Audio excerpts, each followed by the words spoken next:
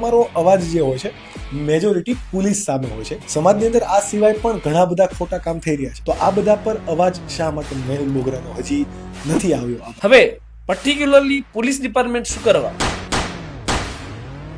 તો એનું મુખ્ય કારણ બે છે.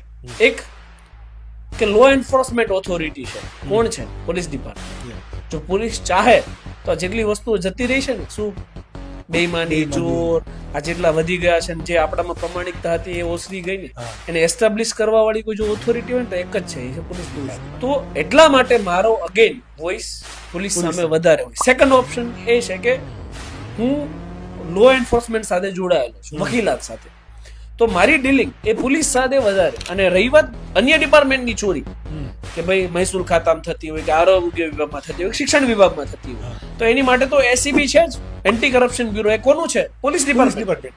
તો કોરની હું પોલીસ ડિપાર્ટમેન્ટને સુધારું, પોલીસ ડિપાર્ટમેન્ટ અન્ય ડિપાર્ટમેન્ટને સુધારે.